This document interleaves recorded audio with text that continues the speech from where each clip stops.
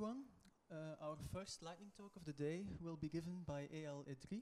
He'll be talking about validating Gerrit's patches automatically using magic hooks. Thank you. Good morning, everyone. Glad you woke up and not too hangover from yesterday. So I'm Eyal. I work at Red Hat. I'm also a member of the infra team in the oVirt virtualization projects.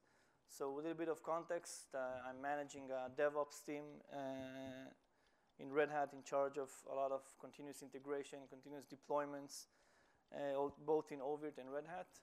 And what I'm going to show you today is one of the tools that we developed specifically for Gerrit and the release process. So I hope you like it. So who is Gerrit anyway? Anyone here knows Gerrit, uses Gerrit?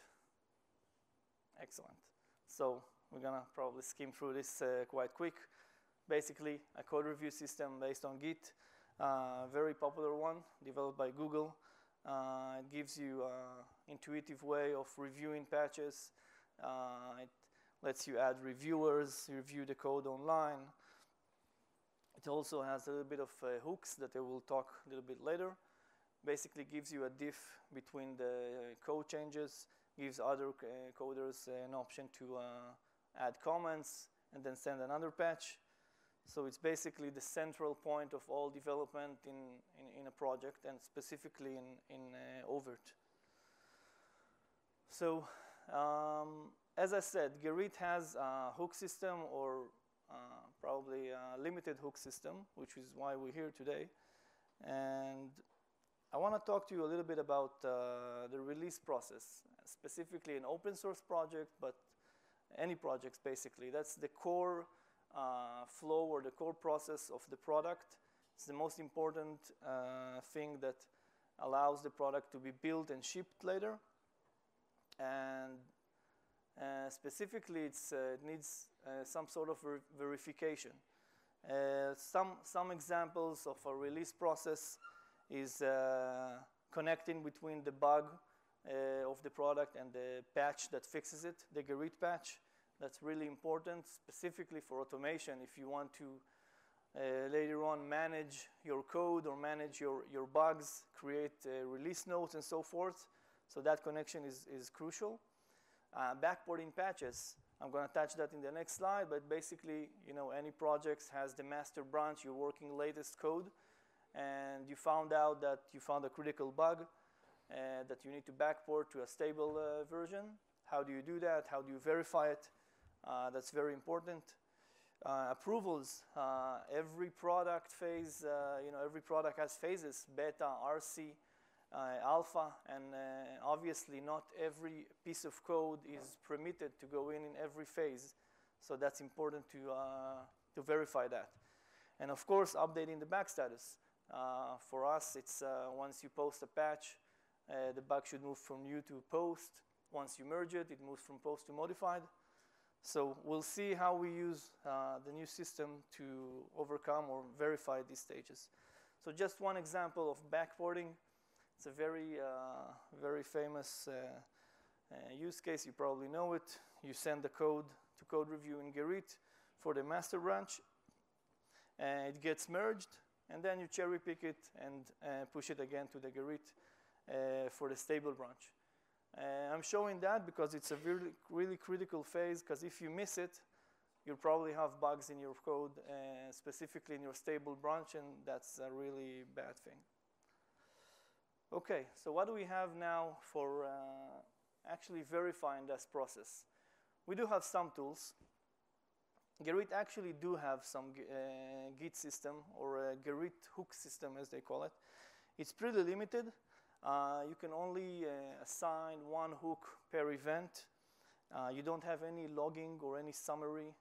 No interaction with the user. The user doesn't have really any saying about what the hook does. It's just the hook logic, and that's it. Or you can do really manual verification, which who wants to do that? That's pretty lame. Okay, so basically here we are.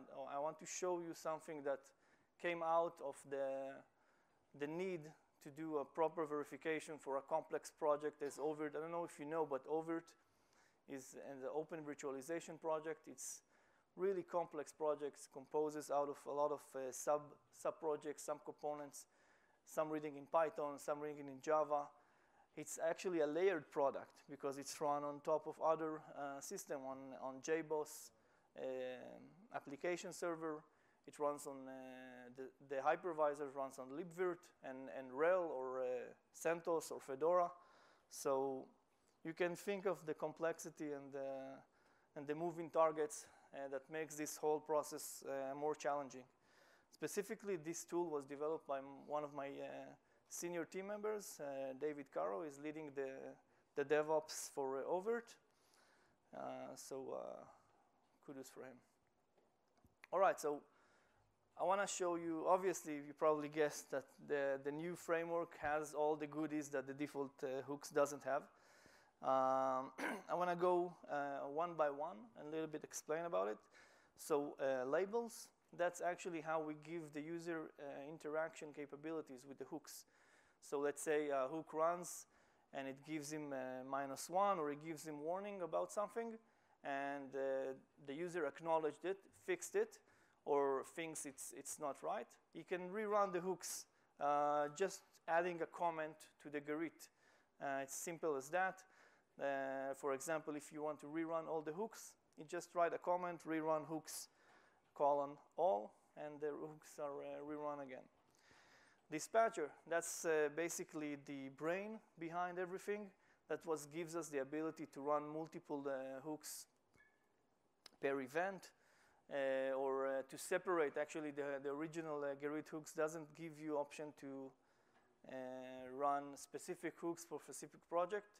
So all the hooks you write runs for all the projects. So the dispatcher gives us that option to separate it.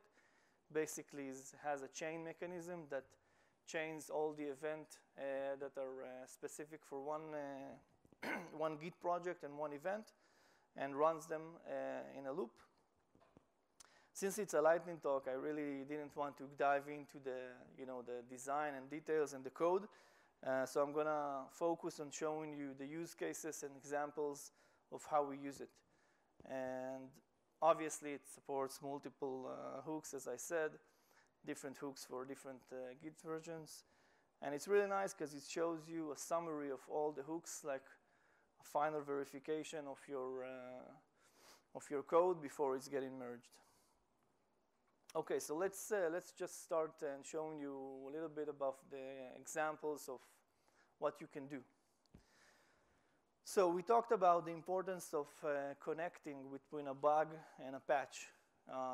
We use bugzilla in oVirt, so every bug or every feature request is opened in bugzilla. It has a certain bug URL, and it's very important to really connect the bug URL to the patch. Otherwise, you lose track and you don't know if the bug was really fixed in a specific version, or if you want to come from the patch and look at the bug. So that's really crucial, and it's a basic need.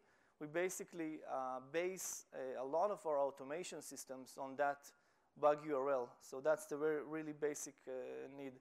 So you can see here, this is an example of a Gerrit patch. And you can see it has an owner, it's a commit message. And you can see the first reviewer is Gerrit hooks. It's actually a bot and a user, automated user that the framework uses. And I'm gonna enlarge it a bit so you can see the automation part of the hooks gives a warning. Sorry, developer, there's no bug URL. Please fix. And what the developer does is just send a new patch set, and now it has a bug URL, and the hook passes. So that's great. Next. Okay, so this is the first, we talked about the bug URL. Next phase is really interacting with bugzilla. So we want something more than just verification. So this is an example of an oVirt bug. You can see it has the product, it has the version, the target version, the owner, and like I said before, we want the relation between the bug and the patch. So you can see here we have an automatic user also in bugzilla, like we had in Gerrit, automation@oVirt.org. And here you can see two things that are being done. First thing is adding a tracker, basically a link from the bug to the patch. So that's the opposite way. So that's really important. And you can see we moved the bug from post to modified because the patch was merged. So it's automatically moved. Saves a lot of time, a lot of mistakes. I can give you examples of maintainers or bug owners that didn't change bug status. And the effect of that is that bugs were actually kept in post. QE weren't aware of that. And the bug eventually didn't get verified and potentially didn't get released in the version. So that's really crucial and really important to the product phase. Okay, really important thing that we talked about earlier is actually verifying the backport of a previous version. Let's say you post a patch. It's really important to get it out to the stable branch. But it's crucial that you post it first to the master. You post it, it's like a waterfall. You have to post it first to the latest version, and then backport it to the stable versions that you want to fix it in. So we can see here an example. There is a patch already for version 3.5, which is the stable version, but the hook system says, wait, the patch on master is still not merged, so be careful, don't merge something to the stable before you merge something to the master. And then the developer understands and he fixes it. Okay, merge to previous. It's not open on any previous branch. So that's very important, very crucial part of the verification. And of course, we have other stuff that we're verifying, other automations that really help the release process and gives the developers a chance to really focus on their code and not worry about the verification. Like more example, as I said, if someone tries to merge a patch, really a dangerous patch or a feature during RC phase or beta phase, if the hook won't allow it, we have a specific rule for that, then it will get -1 or it will say, I'm sorry, you can't merge that. And please postpone it to the next version. Alongside with the Gerrit hooks, we have also obviously Jenkins that helps us do the actual code verification. So we wanted to keep Jenkins out of that because we felt that it's more core behavior that runs inside Gerrit without too much external resources. But Jenkins is a crucial part. It's used for really verifying the code itself. Okay, so basically the whole project, the framework is open. It's free. Please feel free to clone the code. And this, as I said, this is one of the major projects that we did in oVirt Infra team. So if you're into DevOps and CI and CM, you're really more than welcome to join us and help out, develop some future cool tools.